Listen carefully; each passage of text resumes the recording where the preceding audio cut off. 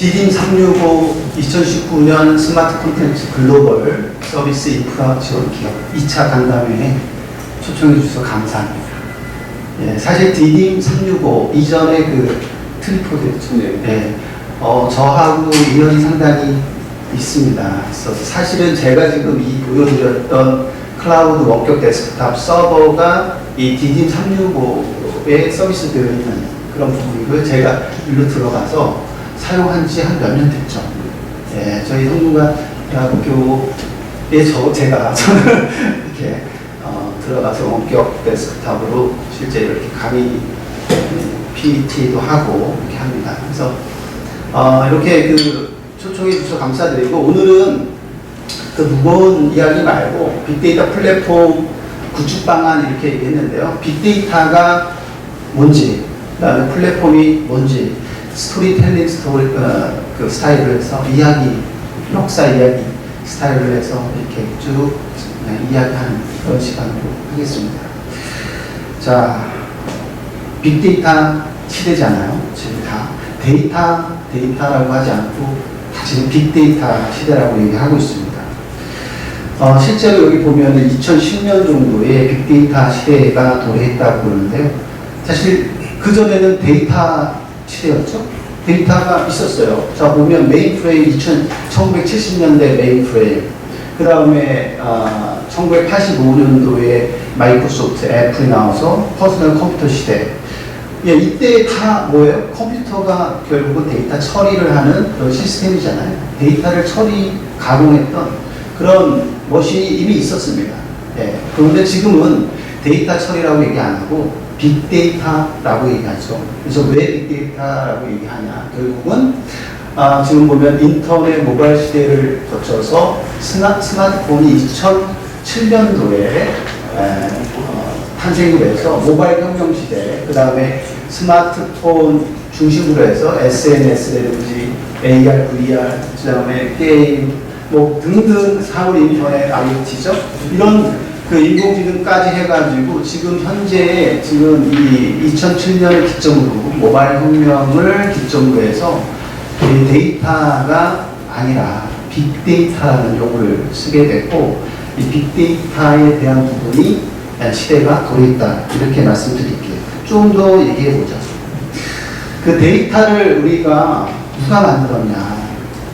지금 보시면은 휴먼 중간에 인간이 데이터를 만들었다는 거죠.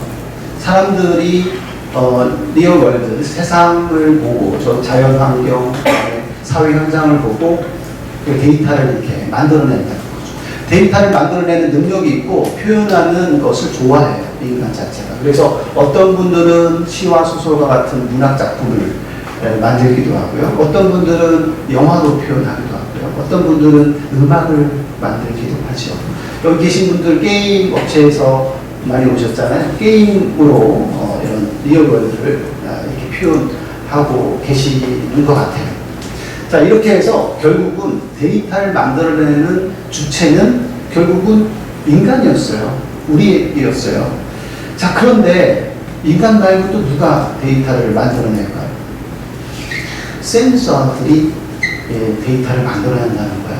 지금 보면 온도 센서는 날씨라고 하는 것을 센싱을 해서 날씨 정보를 온도로 리포팅을 해주고요. 그 다음에 지오 센서, GPS죠? GPS 같은 경우는 이 로케이션 정보를 센싱을 해서 위도와 경고 정보를 우리한테 리포트를 해준단 말이에요. 네, 그 다음에 네트워크에 붙여서 네트워크 센서들이 네트워크 트래픽이나 이런 것들을 센싱을 해서 그런 정보들을 우리한테 리포팅을 해준단 말이에요. 과거에 데이터를 창출해냈던 주체가 인간이었는데, 이제는 이런 센서들이 데이터를 창출해내는 그런 형태가 되었다는 거예요. 이런 센서들이 굉장히 종류가 많아지죠. 굉장히 종류가 많아져서 쭉 1부터 쭉 N개까지의 센서들이 이제 도래했는데, 결국은 인간도 어떻게 보면 센서블 띵의 그 범주에 넣으면 되겠다. 사람들도 결국은. 그래서 다 센서가 되는데, 이런 센서들이 이런 리얼 월드를 보고 거기서 센싱을 해서 인지를 해서 자꾸 데이터를 만들어내는데 그 데이터의 종류에는 크게 그 인간이 만들어내는 그 문자로 되어 있는 텍스트 기반의 데이터 뿐만 아니라 수치 데이터, 그다음 범주화된 데이터, 그다음에 관계형 데이터, 오디오, 비디오, 멀티미디어 데이터 이런 것들이 데이터를 만들어낸다는 것이죠. 그래서 이 sensible things, 인간을 포함한 sensible things가 결국은 데이터를 자꾸 만들어내는, 창출해내는 그런 상황이 됐다는 거죠. 이런 그 센서들이 모아져 있는, 네트워크로 연결이 되어 있는 그런 것을 우리가 사물 인터넷이라고 얘기를 하잖아요. 그래서 그 4차 산업혁명이 도래한다, 뭐 그 얘기를 얘기했던 크라우스 슈바 되게 유명하시죠? 이분이 2020년까지 500억 개 이상의 사물이 인터넷에 연결될 거다. 그 다음에 2025년까지는 1조 개의 센서가 인터넷에 연결될 것이다.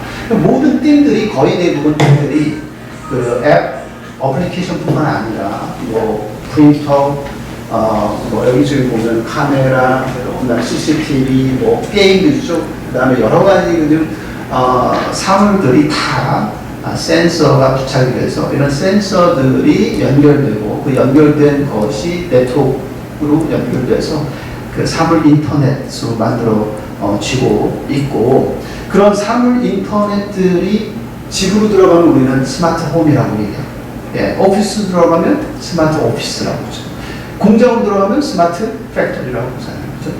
병원 스마트 허스피털, 그 다음에 우리 도시, 미래 도시 지금 만들고 있죠. 스마트 시티.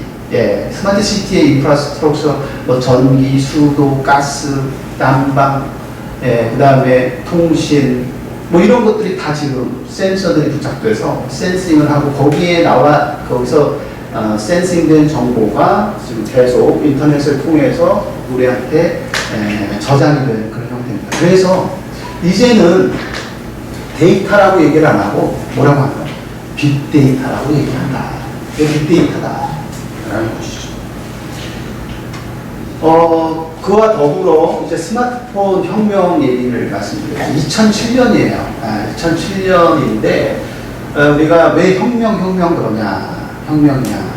이 사용자 규모가 5천만 명에 도달하는 데까지 소요된 시간, 요걸 한번 계산해 봤는데 라디오 같은 경우가 38년 걸렸대요. TV는 13년 걸렸고요. 인터넷이 4년, 페이스북이 3.5년 걸렸다는 거예요. 근데 스마트폰은 대중화되는데 몇 년? 1년도 안 걸렸다. 9개월 만에 대중화가 되어버렸다. 그러니까 결국 우리는 뭐야? 야, 스마트폰 혁명이다. 이렇게 얘기를 하는 거죠. 불과 10년 정도 조금 넘었어요. 2007년도니까요. 자, 이렇게 2007년 이후에, 2007년을 기점으로 이전과 이후가 있으면요. 2007년 이전에는 인터넷 서비스 하면서 IT 회사가 나왔잖아요. 1세대 IT 회사가 나와가지고 열심히 하다가, 그래서 닷컴이 나왔고, 닷컴이 엄청나게 뭐 될 거야, 돈이 될 거야. 그래서 뭐야? 버블이었잖아요. 근데 버블이 돼가지고 닷컴이 붕괴되고 막 그랬었잖아요. 근데 2007년 이전이었는데, 그때는 비즈니스 모델이, 돈 되는 비즈니스 모델이 별로 없었어요. 해봤자 검색 엔진, 뭐 이런 거죠. 홈페이지. 자, 근데 2007년 이후에 그 IT라고 하는 것은 굉장히 비즈니스 모델이 다양하고 굉장히 돈 될 만한 것들이 많이 생겨났다. 그 중에 하나가 우리가 지금 뭐 페이스북이나 트위터, 소셜 네트워크 서비스. 요즘에는 인스타그램을 좀 많이 쓰는 것 같아요. 네. 그 다음에 뭐 카톡 매일 하시죠? 메신저 서비스. 그 다음에 클라우드 컴퓨팅. 디딤 365 하면 뭐예요? 클라우드 컴퓨팅. 돈 버시죠? 저기. 2019년을 기점으로 대표님이 항상 얘기하는데 매출 100억 해야 되는데 막 하는데 올해 된다면서요? 축하드립니다. 네. 요즘 비즈니스가 잘 어렵다고 하는데 여기는 잘 나가나 봐요. 지금 보셨죠? 지금 IT 비즈니스가 서비스 모델이 창출돼가지고 클라우드 컴퓨팅이 드디어 이 퍼블릭, 프라이빗, 그 다음에 G 클라우드까지 해가지고 지금 이제 거의 과거에는 이게 돈 될까 이랬는데 이제는 돈이 된다라는 거죠. 공유경제 비즈니스 생각나는 거 뭐 우버, 에어비앤비 뭐 이런 것들, 그다음 우리나라 소카 뭐 이런 것도 있죠. 네. 어찌됐든 이런 것들이 이제 2007년 스마트폰이 나오면서 혁명으로 비즈니스 모델이 만들어지고 돈이 된다. 시가총액 2018년도 상위 10대 기업을 조사해봤더니 애플, 아마존, 구글, 마이크로소프트, 페이스북, 그 다음에 알리바바, 텐센트 10개 중에 몇 개? 7개가 다 뭐야? IT 기업이라는 거죠. IT 기업. 그러니까 이제 IT가 먹거리다. 이렇게 생각을 하고 계시죠. 자, 그래서 지금 이런 스마트폰 걸어다니면서 여러분들 페이스북해요. 이런 비즈니스 모델 이용해요. 그 다음에 IoT 센서들이 데이터를 만들어내요. 그 다음에 인간도 만들어요.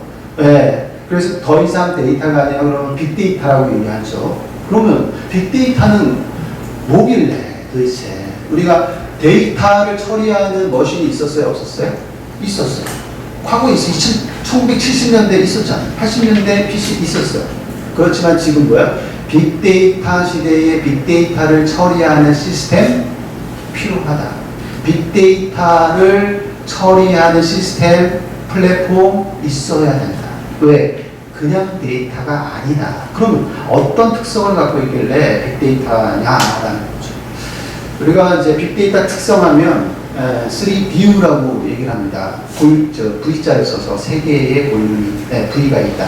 물론 뭐 4view, 5view 이렇게 얘기하시는 분들도 계시는데 정석은 3view죠. 첫 번째 특성이 볼륨이야. 빅데이터의 특성이 보니까 와, 지난 10년간 생성된 데이터보다 최근 2년간 생성된 데이터의 수가 훨씬 더 많다는 거예요. 우리가 빅데이터 하면 보통 수백 테라바이트에서 수 페타바이트 정도를 우리가 흔히 빅데이터다 이렇게 얘기를 하는데 요건 이제 상대적인 개념이에요.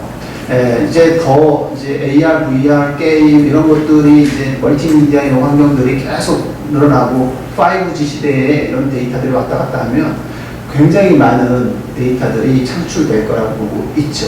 여기 단위를 써놨는데요. 한번 볼게요. 킬로, 메가, 기가, 테라바이트. 여기까지는 잘 알죠. 여기까지는 다 아는 얘기고, 그 다음 뭐냐면, 페타, 엑사, 제타, 요타. 이렇게 됩니다. 그러면 아까 여기 테라에서 수 페타바이트니까, 지금 여러분들 하드디스크 페타바이트 쓰시는 분 계세요? 테라바이트까지는 있죠. 기가나 테라 있죠. 저는 구글에서 100기가 넘으니까 1테라 준다고 하더라고요. 1테라로 했는데 서비스가 1테라 더 준다고 하더라고요. 2테라예요. 그래서 굉장히 와 그렇게 많이 줘. 그런데 결국은 들어가 보면 100기가 못 썼어. 나머지는 놀고 있는 거야. 어찌됐든 근데 지금 시대는 테라바이트 시대예요. 왜 제가 이렇게 해놨을까요? 우리 저 대학교 다닐 때 하드디스크 메가바이트였잖아요. 지금 테라바이트 쓴단 말이에요. 좀 있으면요, 우리 후배들은 이제 너 페타바이트 쓰냐? 이렇게 얘기 나올 거야. 그래서 이렇게 얘기를 했는데, 여기 잘, 팁을 한번 드릴게요. 여기 잘 외워지지가 않아요. 페타, 엑사, 제타 이렇게 외워지지가 않아요. 그죠? 암기하고 계시나요? 꼭 이런 거 이상한 거 그 시험 문제 나오잖아요. 1번, 2번, 3번, 4번. 어떤 게 데이터 용량이 제일 큰 거냐? 페타냐, 엑사냐, 제타. 저는 이렇게 외웠어요. PEZY. PEZY만 하면 뭐죠? 폐지죠, 폐지. 부드러운 코지. 요즘 걸그룹 중에 뭐예요? 있지도 있죠. 있지도 있죠. 걸그룹 중에. 아세요? 걸그룹, 역시 신세대야. 모르는 분은, 그거 모르세요? 달라? 제가 한 소절만 불러드릴까요? 조촐하기 때문에 제가, 이거 너무 조촐하다. 이거, 간다면, 달라. 이거 있잖아요. 있지가 부르는 5인조 걸그룹. 그죠? 저 그래서 이렇게 외우죠. 코지도 있고, 있지도 있고. 우리는 뭐야? 폐지. 이거 폐지 외우기 어렵다 그러면, 우리 중고등학교 때 여러분들 신세대인지 한번 생각해보세요. 엄청 맞았어. 왜 이렇게 폐지 말이야? 왜 이렇게 선생님이 엄청 맞았어. 그렇잖아. 중학교, 고등학교 때. 좀 해지 말지 말이야. 해지. 그렇게 하시면은, 데이터, 기호가, 단위가 금방 암기가 되시죠? 네. 폐지, 폐지, 페타, 제타, 엑사, 그렇죠. 그렇게 외우시면 좋을 것 같아요. 됐죠? 오늘 요거 하나 건지고 가시는 거예요, 사실. 네.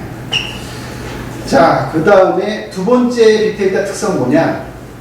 버라이어티라고. 버라이어티. 이거 다양성이라고 얘기합니다. 데이터의 포맷이 굉장히 다양해졌다. 과거에는 데이터의 형태가 정형 데이터였어요. 여러분들 입사를 딱 하면 여러분들의 인사 정보가 레코드가 한 줄 딱 들어가죠. 어디 사냐, 이름이 뭐냐, 주민번호가 뭐냐, 학력이 어떻게 되냐, 경력이 어떻게 되냐, 이게 탁 여러분들이 입사할 때 한 줄 딱 들어가요. 그때 레코드가 들어가는데 그때 레코드의 컬럼 형태로 들어가잖아요. 그 컬럼이 이름 그러는 거야. 사이즈가 정해져 있어. 몇 자로 하자. 전화번호 몇 자로 하자. 주민번호 뭘로 하자. 그러니까 형태가 딱 고정되어 있는 그런 형태로 우리가 만들었단 말이에요. 그래서 그거를 RDBMS라고 하는 관계형 데이터베이스에 넣어서 우리가 데이터를 관계를 했단 말이에요. 조직에서. 자, 그래서 정형 데이터 저기 보면 재무정보, 급여 테이블, 인사정보, 재고관리, 거래정보, 거래처 정보. 다 이렇게 정형 데이터 형태였는데 빅데이터 시대 이후에는 어떤 데이터가 온다? 반정형 데이터 뿐만 아니라 비정형 데이터가 오는데 우리는 그것을 다 뭐라고 할까? 빅데이터라고 하자. 광의 의미로 빅데이터라고 얘기하자. 그래서 그 비정형 데이터는 이제 그 인간이 만들어내는 텍스트라든지, 그 다음에 오디오, 비디오, 멀티미디어 이런 것들. 그 다음에 반정형 데이터는 웹 로그라든지, 그 다음에 센서에서 이제 계속 뿌려주는 그런 데이터들. 이런 것들이 이제 반정형 데이터. 이 반정형 데이터는 이제 포맷을 이렇게 딱 갖추지 않지만 그래도 메타 정보가 있어가지고 HTML이나 XML 같은 형태, 그런 형태로 데이터를 왔다 갔다 해주는 그런 형태입니다. 그런 형태로의 반정형 데이터다. 그래서 어찌됐든 두 번째 특성이 뭐다? 버라이어티다. 데이터 형태가 굉장히 다양해졌다. 세 번째 특성은 빌러서티. 이거 어려운 단어인데 우리가 그 물리 시간의 V는 T분의 S 할 때 V 속도죠. 그게 빌러서티잖아요. 그렇죠?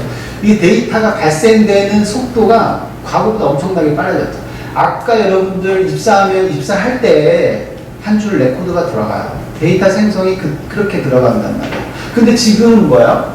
2019년 인터넷의 1분이 어떻게 되냐 지금. 1분 동안 결국은 1밀리언 페이스북 로그인 한다니까요. 그 다음에 넷플릭스 1분 동안 저렇게 본다는 거예요. 이메일, 그 다음 메신저, 앱 다운로드 1분 동안 39만 개를 다운받는 거예요. 1분 동안. 트위터. 그래서 구글에 3.8 밀리언의 리퀘스트 하는 거예요. 그러니까 이 데이터를 발생하는 속도가 과거는 다르다. 엄청나게 빠르다. 속력이. 그래서 빅데이터는 이런 크게 세 가지죠. 첫 번째 뭐예요? 볼륨. 두 번째 버라이어티. 세 번째 빌러서티. 이 세 가지 특성 때문에 기존의 데이터 처리 시스템으로 처리하면 돼야 안 돼요? 잘 안 된다. 잘 안 된다. 그러면 어떻게 해야 되냐? 빅데이터 처리 시스템을 만들어야 된다. 되긴 돼. 근데 효율성이나 생산성이 느려. 안 돼. 경쟁력이 느려. 그래서 빅데이터가 이런 특성을 갖고 있기 때문에 우리는 빅데이터를 처리할 수 있는 시스템이 필요하다라는 거예요. 필요하다. 자, 빅데이터 그래서 처리 시스템을 필요로 해서 이제 그 3BU 특성에 맞는 요구사항을 했어요. 자, 어떻게 해야 되냐? 첫 번째는 당연히 많은 데이터를 처리할 수 있어야 된다. 두 번째는 데이터가 배치 처리가 아니라 모아가지고 한 달에 그 공급 계산하자 이게 아니라 배치 처리가 아니라 실시간 데이터가 만들어지고요. 실시간 데이터를 처리할 수 있는 요구사항도 같이 좀 가자.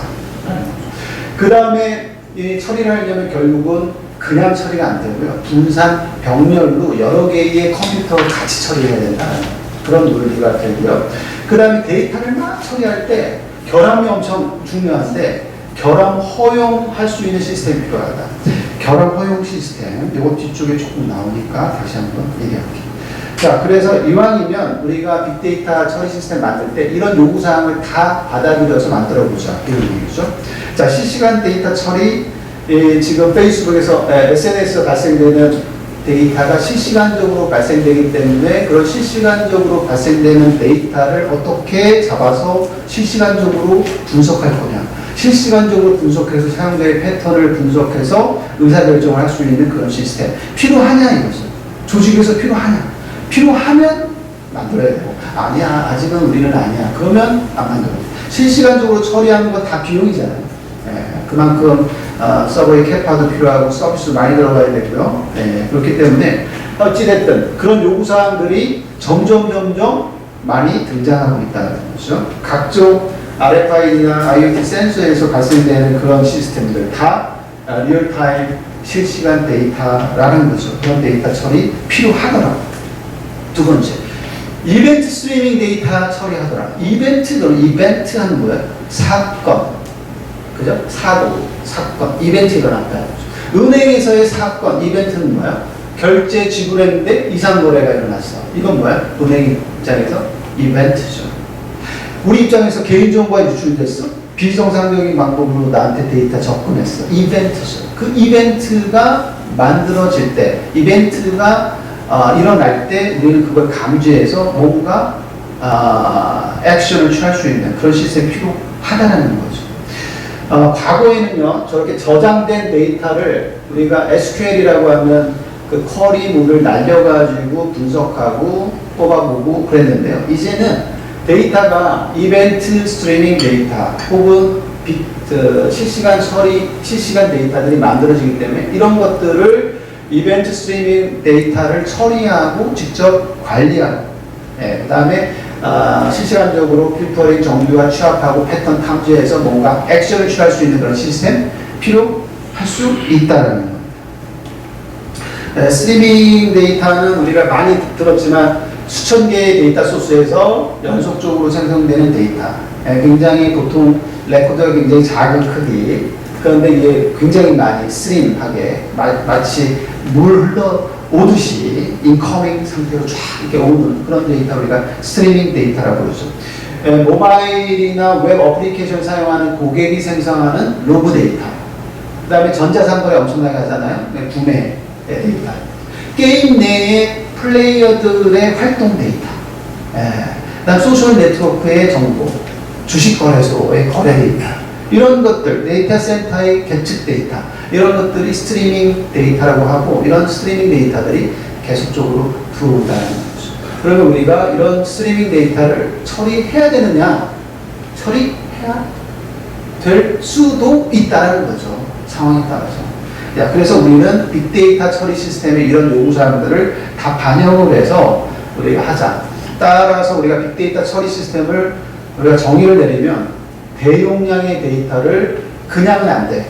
이 노트북 한 대 가지고는 안 되더라. 빅데이터 처리를 하기 위해서는. 분산, 병렬 처리를 해야 되겠다. 그 다음에 실시간 처리나 배치 처리. 배치 처리는 과거에 했었지만 지금 실시간적인 데이터가 나오기 때문에 실시간 처리도 할 수 있는 그런 프레임워크를 우리가 빅데이터 처리 시스템이라고 한다.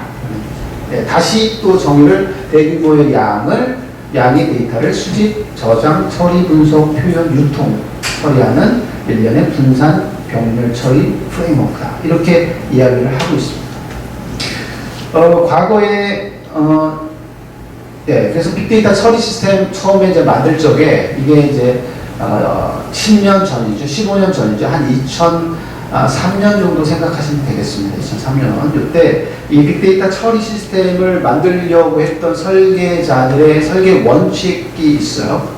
설계 원칙 세 가지가 있는데 첫 번째 설계 원칙이 결함 허용 시스템, 영어로는 fault tolerance 시스템이라고 얘기를 하죠.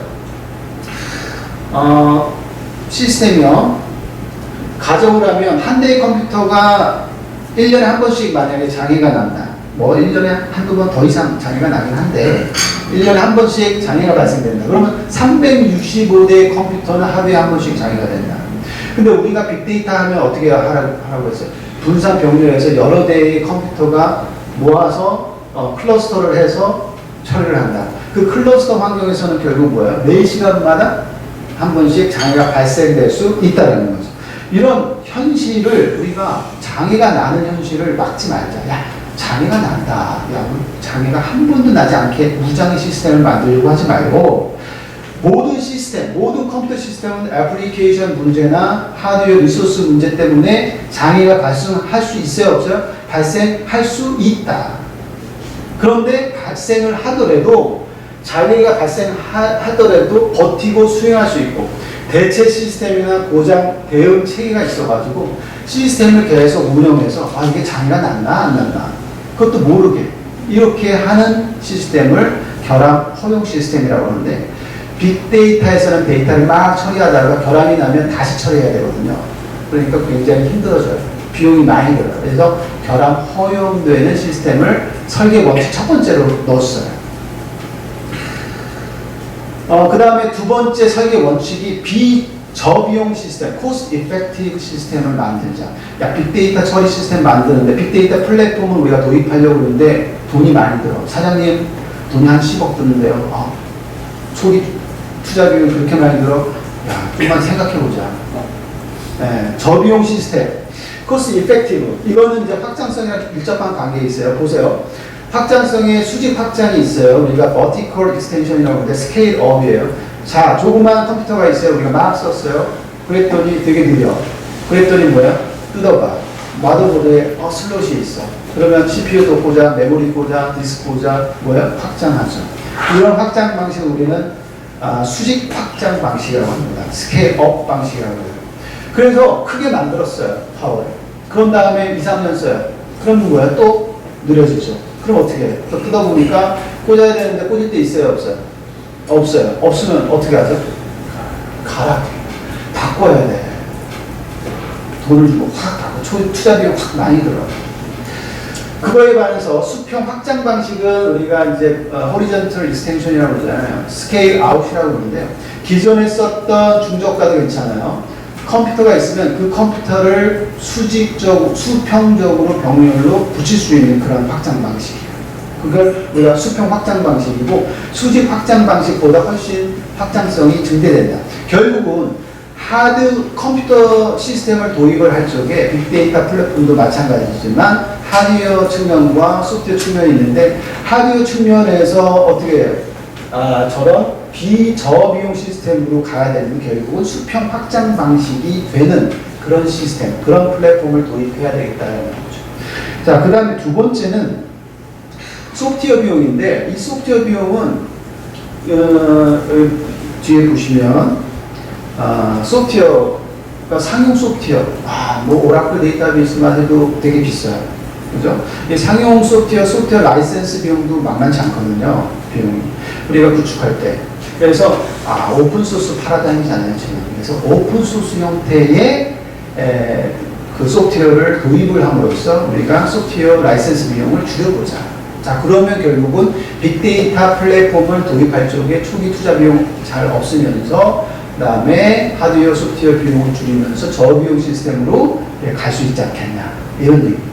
예, 그래서 지금 소프트웨어 파라다임하고도 되게 잘 맞아 떨어져가지고 이렇게 가고 있고요.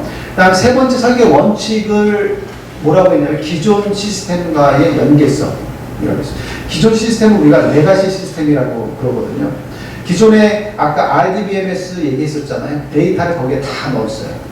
그죠? 관계형 데이터베이스 다 넣었어요. 전자상거래 DB도 거기에 다 있어요. 우리가 분석을 하려고 해요. 그럼 어떻게 해야 된다?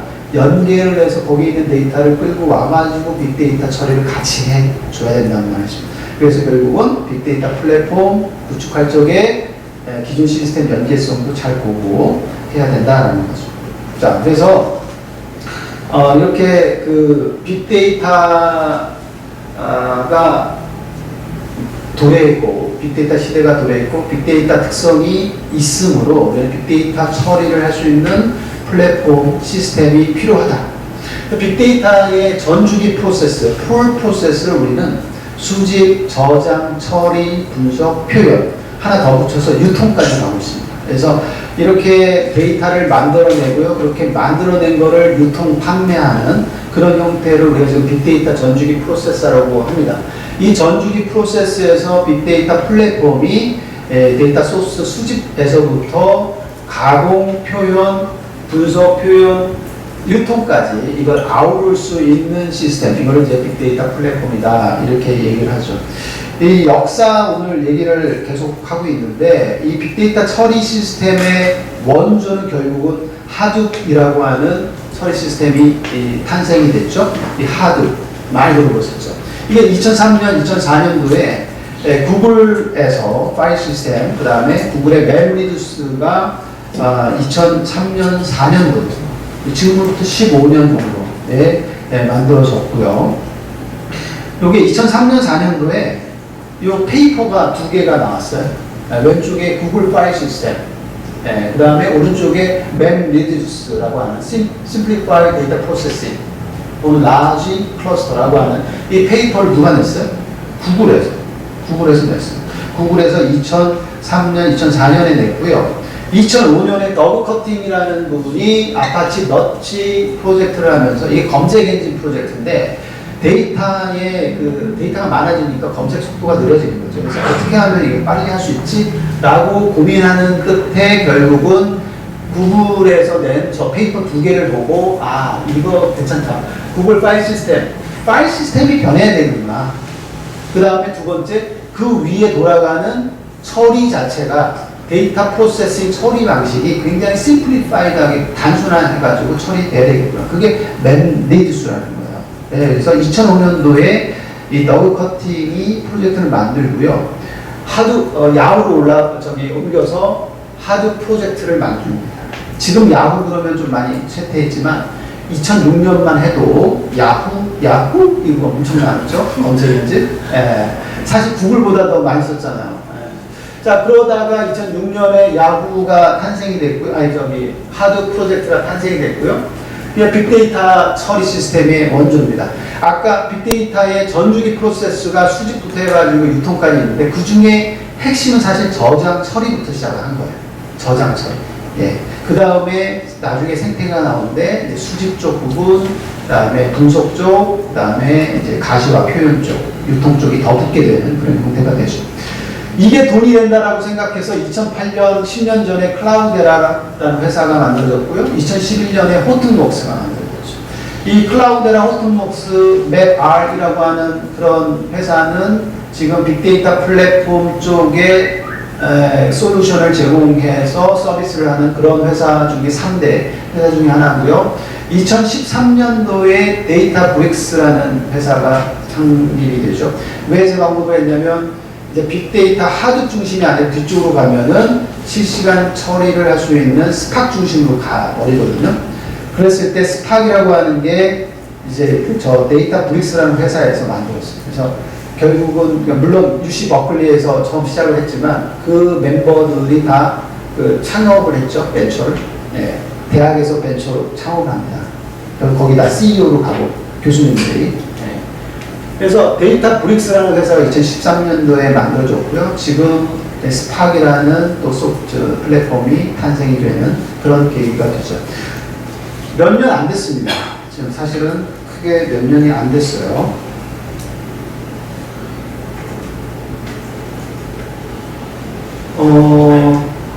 제가 몇 시까지? 5시까지예요. 5시까지? 네. 저희 오늘은 빅데이터가 시대고 지금 빅데이터 시대인데 다시 한번 역사를 한번 이렇게 쭉 돌아보는 거예요. 네. 뭐 크게 어려운 부분 없고요. 그냥 이야기하면서 우리가 이 빅데이터 플랫폼을 구축할 적에 과거에는 이런 이슈 때문에 이게 만들어졌고 그렇기 때문에 이게 필요했는데 그래서 이게 됐다라는 것을 제가 이야기 중심으로 말씀드리고 있는 겁니다.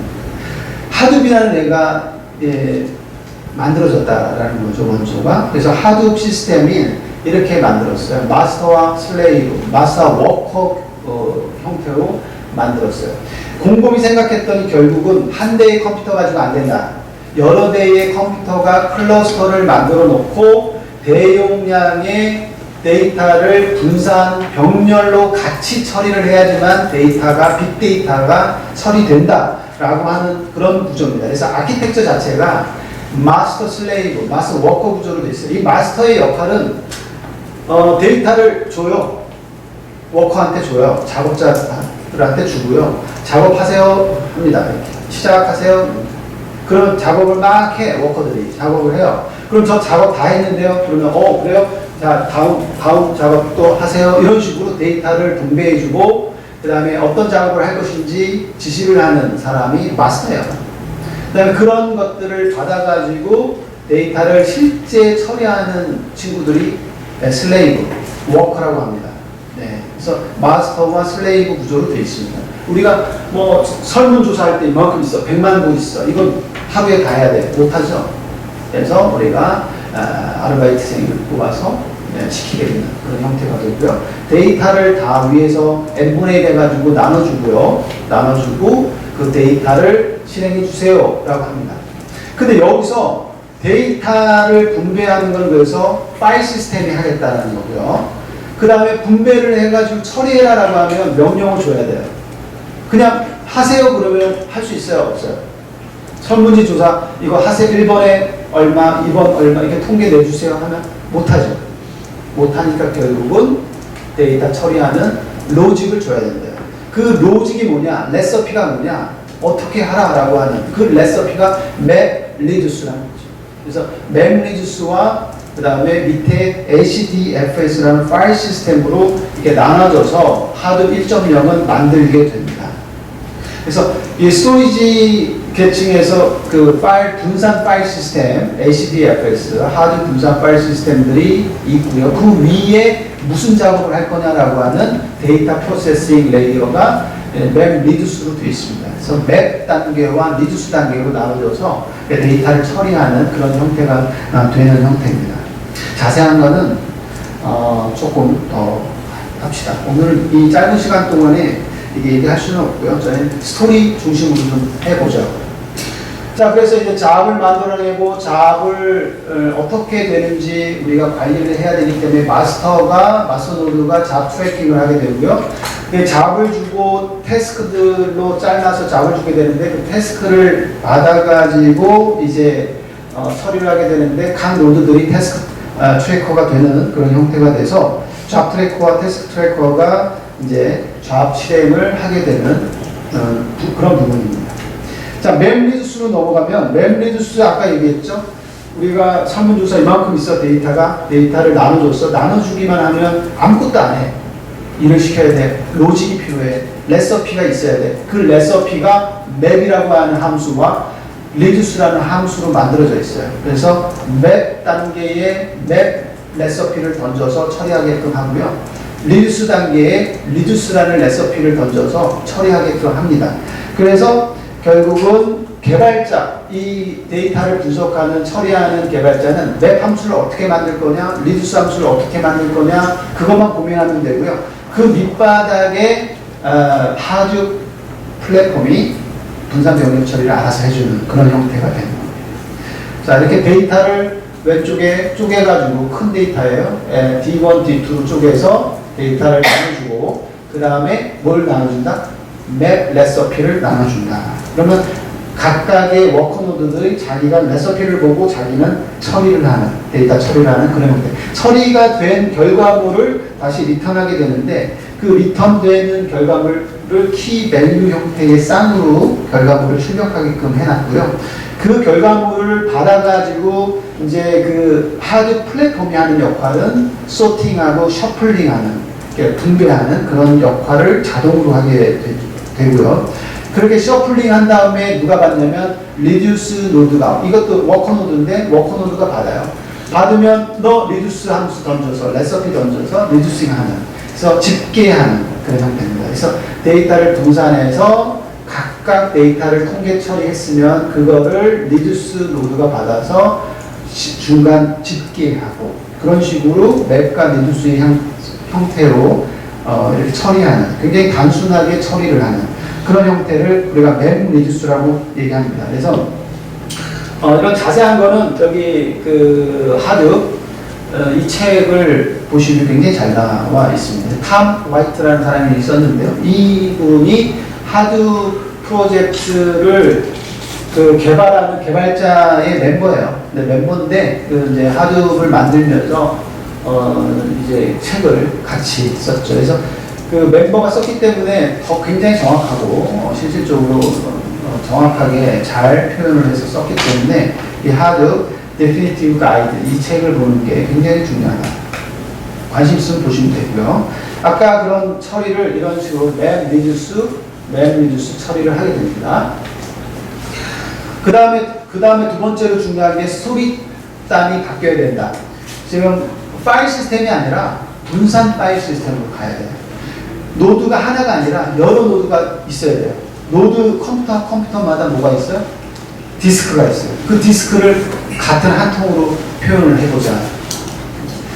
데이터의 크기를, 디스크를 이 분산 파일 시스템으로 만들어서 이 분산 파일 시스템을 만들어서 데이터 파일 시스템을 하나로 표현을 하자. 우리가 파일 시스템 그러면 결국은 파일을 어떻게 접근을 할 거냐, 파일을 어떻게 생성하고 수정, 삭제하냐, 파일의 관리에 대한 부분이 파일 시스템이잖아요. OS의 한 부분이고요. 파일을 어느 디스크에 저장할 건지, 어떻게 공유할 건지, 디렉토리 구조를 어떻게 만들 건지. 그런데 여기에 분산자가 들어가서 분산 파일 시스템은 어떻게 하냐. 네트워크로 연결된 머신들이 이 파일 시스템들을 다 연결해서 투명성을 보장하고 이 100기가 다 10기가 모여서 1테라가 돼버리는. 그래서 1테라가 한 통처럼 보이는. 그래서 1테라가 내 컴퓨터로 들어가도 1테라처럼 보이고 저 컴퓨터로 들어가도 1테라처럼 보이는. 한 통처럼 보이는. 그게 지역적으로 떨어져 있다 하더라도 그런 시스템이 되려면 결국은 그냥 파일 시스템이 아니라 분산 파일 시스템이 돼야 된다. 그래서 결국 이 두 가지의 개념을 가지고 처음에 만든 게 버전 1.0의 하드 시스템이었고요. 혹시 관심 있는 분들은 이 PDF 파일 있으니까 제공해 주셔도 괜찮습니다. 나중에 보시면 되고요. 궁금하시면 또 이렇게 얘기하시면 되고 저희 학교로 오시면 되겠습니다. 양이라는 게 등장을 해요. 버전 1.0 이제 버전에서 2.0으로 올라가게 되죠. 그래서 양이라는 애가 등장을 하게 되는데 이렇게 보시면 돼요. 1.0에는 그 HDFS와 맵리듀스라고 하는 애가 딱 그것만 생각을 했어요. 1.0 때는.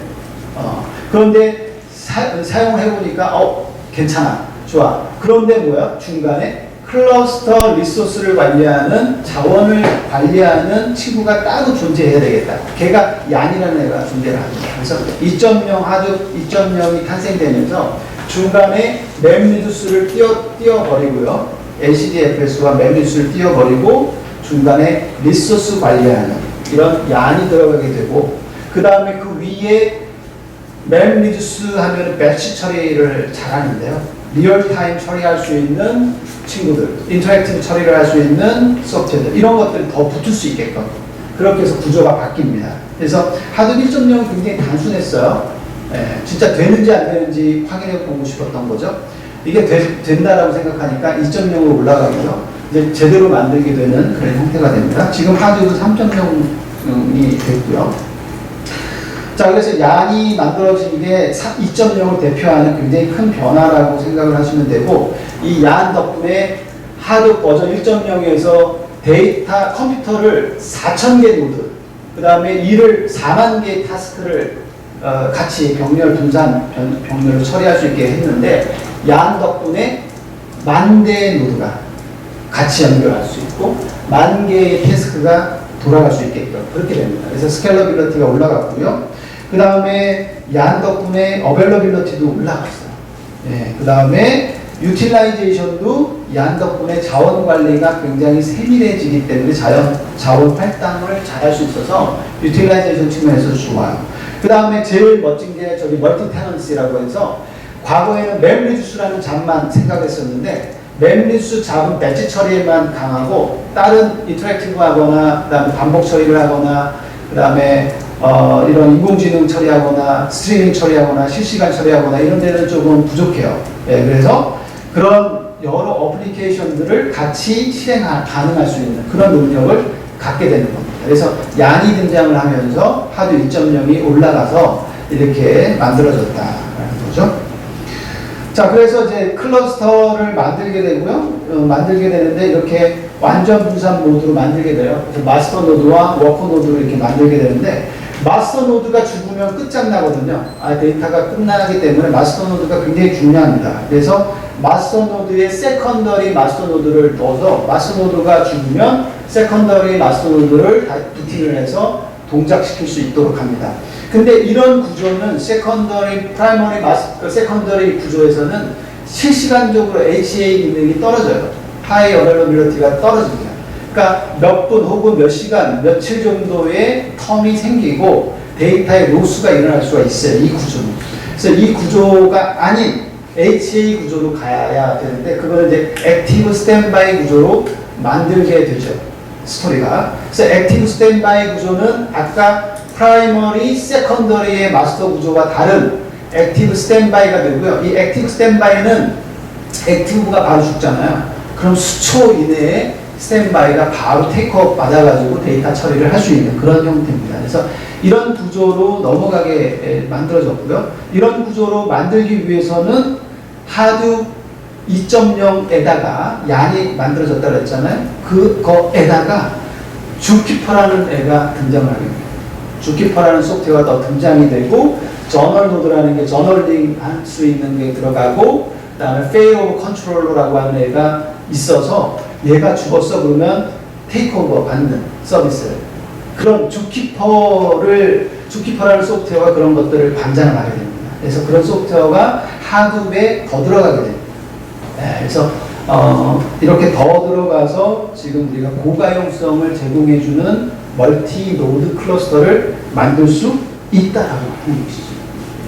자, 여기까지 또 좋아요. 여기까지 만든 거 좋고요. 지금 뭐 대기업이나 지금 공공이나 니아에서 지금 프로젝트 하고 있는 2019년부터 올해부터 지금 하고 있는 10대 분야죠. 금융, 그다음에 뭐 제가 맡고 있는 부분은 이제 그 환경, 빅데이터 플랫폼 사업 쪽을 맡고 있는데요.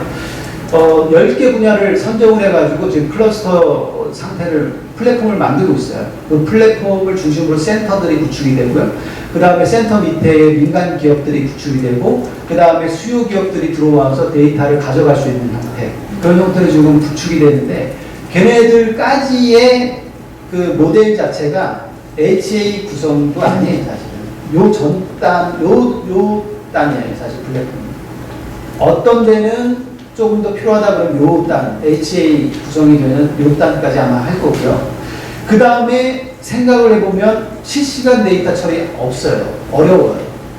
실시간 데이터 처리를 하기 위해서 누가 등장해요? 스파기 등장합니다. 아까 데이터 브릭스라는 2013년도에 나왔던 그 회사가 등장하게 됩니다. 스파기 등장합니다. 스파기 등장을 해서 하드웨어 문제점을 지적을 하고 아키텍처를 바꿔버려요. 예, 요것만 간단히 하면 얼추 5시 10분 딱 괜찮아요? 괜찮습니까? 예. 하드웨어 문제점이 있냐 없냐? 있어요. 문제점이 뭐냐? 일괄 배치 처리 대용량 좋아. 괜찮아. 하드 괜찮다. 아직까지 하드 괜찮아. 근데 뭐야? 얘 디스크 IO야. 우리가 컴퓨터 리소스 그러면 하드웨어 리소스 그러면 뭐야? CPU, 메모리, 디스크 이렇게 되죠. 누가 제일 느리죠? 디스크가 제일 느리죠. 얘는 너무 느려. 누가 제일 빨라? CPU. CPU 안에 레지스터. 얘 제일 빨라. CPU하고 메모리가 있잖아요. 주 기억 장치. 그 사이를 너무 얘가 갭이 많이 나. CPU 입장에서는 메모리도 느려. 그러니까 레지스터를 넣는데 레지스터가 비싸. 그러니까 못 넣어. 그래서 어떻게 L1 캐시, L2 캐시를 넣어. 그 사이에. 예. 그리고 메모리하고 디스크 있는데 메모리 디스크는 또 토끼와 거북이 정도의 규모야. 너무 느려. 그렇기 때문에 거기 안에 또 디스크 캐시를 또 넣지. 어찌됐든 간에 디스크 IO는 너무 느려. 그렇기 때문에 멤리듀스라고 하는 애는 멤리듀스 1단계, 2단계 여러 개가 이게 반복적으로 돼 있으면 디스크 IO를 굉장히 많이 해야 돼. 그럼 결국 그 퍼포먼스 측면에서 많이 떨어지죠. 이게 떨어진다는 거예요. 그래서 결국은 이거 어떻게 하냐. 떨어진다. 리얼타임 처리를 해야 되는데 실시간으로 이렇게 떨어지면 처리가 되겠어요? 안 되죠. 그럼 어떻게 한다? 메모리를 사용하자. 메모리의 캐파시티가 엄청나게 좋아졌어요. 그리고 엄청나게 싸졌어요. 메모리가 몇 기가야? 몇 테라가 되고 막. 그러니까 메모리를 올려라. 메모리에서 우리가 데이터 처리를 하자. 인메모리 처리를 하자라고 하는 것이 이제 하드웨어 문제점을 해결할 수 있는 방안으로 대체하고요. 처음에 파일이 있고 파일은 디스크에 있기 때문에 디스크 IO를 한번 합니다. 한번 하고 그 다음에 메모리에 상주를 시키고요. 메모리가 노드가 여러 개 있잖아요. 노드가 100개 있으면 100개마다 다 메모리가 있잖아요.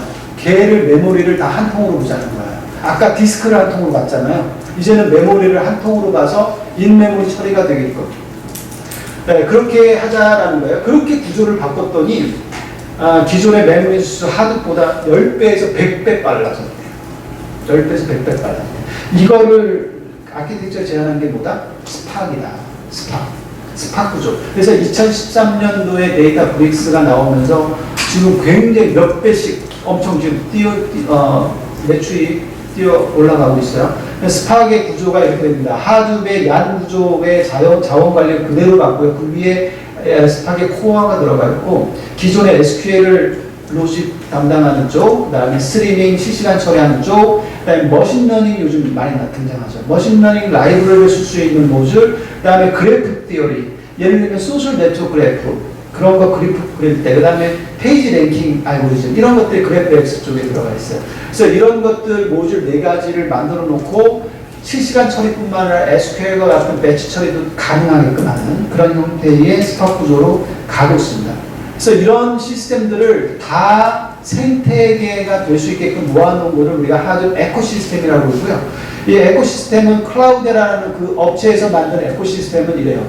자기네들이 우리는 이게 제일 좋아 보여 라고 하는 거예요. 밑에는 스쿱, 카프카 플럼, 그 다음에 위에 뭐 HDFS, 그 다음에 자원 관련 얀 쓰겠다. 보안 쪽은 센트리를 쓰겠다. 위쪽에 SQL 쪽은 임팔라. 그 다음 스트리밍은 스팍을 쓰겠다. 배치는 하이브나 피그, 맵리스 기존 거 쓰겠다. 서치는 솔라를 쓰겠다. 뭐 이런 식이에요.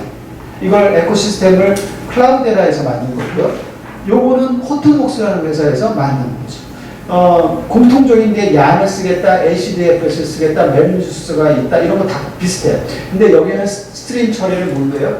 스톰이라고 하는 소프트웨어가 처리하겠다라고 하는 겁니다.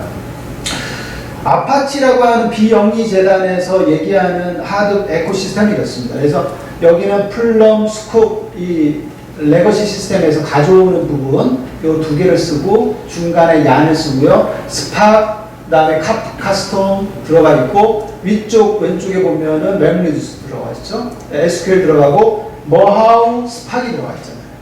머하우 스팍이 그대로 들어가고 그 다음에 검색 엔진 쪽에 솔라 루슨이 들어가고 그 다음에 기존에 있는 친구들 그대로 들어가는 그런 형태. 그 다음에 이 전체를 관리하는 주키퍼, 엠버리가 오른쪽에 붙어있는 이런 형태가 아주 에코시스템이고 비영리 재단인 아파치가 우리에 있어서는 어떻게 보면 표준으로 이렇게 생각을 하고 있거든요. 그래서 이 아파치 재단에서 얘기하는 이런 하드 에코시스템이 이렇다라는 걸 보시고 귀사에서 혹시 하드 플랫폼, 빅데이터 플랫폼을 생각을 한다라고 하면 이런 것들을 고려해서 선택을 하셔야 되겠다는 이 모든 시스템을 구축하는 방법은 여러분들 돈이 많아. 그러면 하드웨어 소프트웨어 다 사가지고 구축하고 그 구축할 수 있는 시스템 엔지니어, 개발자 다 사.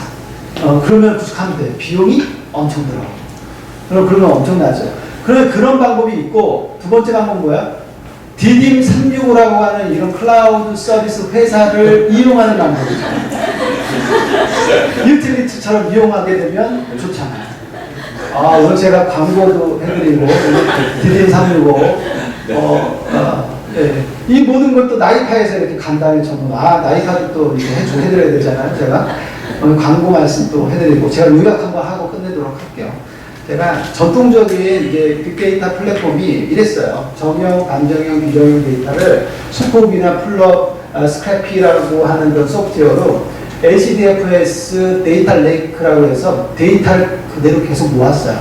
데이터 호수처럼 만들었어요. 그 호수 속에서 데이터를 뭔가 인사이트가 있나 보고 오프라인으로 분석하자.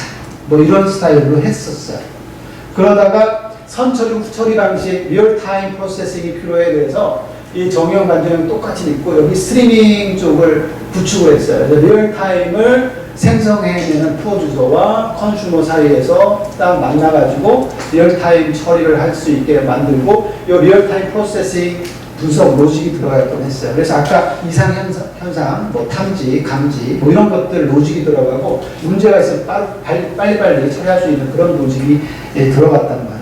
이 두 개를 합친 구조, 이게 빅데이터 통합 플랫폼 구조죠.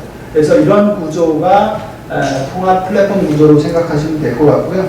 이 플랫폼 구조에서 HDFS 데이터 레이크에서 오프라인 분석을 하는 그런 부분에서 조금 더 RDB나 NoSQL DB, 요즘 뭐 몽고DB 많이 나오고 RDB 여전히 좋죠. 네, 이런 DB와 같이 해서 이런 통합 플랫폼 구조를 만드는 게 요즘 추세다라고 하는 겁니다. 지금 니아에서 구축하는 것도 요 단까지는 생각 아직 안 하고 있고요. 이제 리얼타임 프로세싱까지 되면은 요 단까지 이제 할 겁니다. 그게 이제 3년 과제이기 때문에 올해는 배치 처리나 그 다음부터는 점점 이런 구조로 가게 되는 구조입니다. 그래서 이 빅데이터 플랫폼을 10개로 만들고요. 그 사이에 센터가 있고요. 플랫폼이 10개예요. 10개가 있고 센터들이 있고 민간기업이 있고 수요기관이 있어요. 그래서 니아에서 생태계를 통한 시너지, 그 다음에 일자리 수익 창출에서 대국민 상생 에코시스템 이렇게 구축하려고 노력하고 있는 그런 형태입니다. 제 광고 말씀드릴게요. 제가 이제 디딤산후 광고 말씀드렸고 나이바 지금 니아, 키사 다 마찬가지로 열심히 뛰고 있습니다. 스마트 콘텐츠 글로벌 서비스 인프라. 유튜브 강좌 제가 이제 학교에서는 오프라인 강의를 하고 있고요. 유튜브에서 또 이렇게 시간 될 때 업로드하고 이렇게 합니다. 그래서 유튜브에서 빅데이터 9 이렇게 검색을 하시면 여기 나와요. 여기 나오고요. 여기에 그 R 강좌라든지 분석, 그 다음에 타블루라는 뭐 그런 거, 그 다음에 빅데이터 플랫폼, 뭐 이런 ICT계로 제가 시간 날 때마다 좀 올리고 있거든요. 네. 지금 구독자가 한 800명 정도 됩니다. 누구는 뭐 10만 명, 100만 명, 뭐 1000만 명인데 저는 800명, 800명의 공국에 있다고 생각하고 지금 하고 있습니다. 네. 지금 이 시간 이후로 몇 명이 정도 올라왔는지 한번 확인 한번 하면서 두 번째 그 강의는 AWS잖아요. 그 클라우드 좀 AWS에 대한 부분은 또 굉장하더라고요. 저도 써보니까 아주 굉장히 좋습니다. 자, 오늘 저는 여기까지 하도록 하겠습니다. 감사합니다.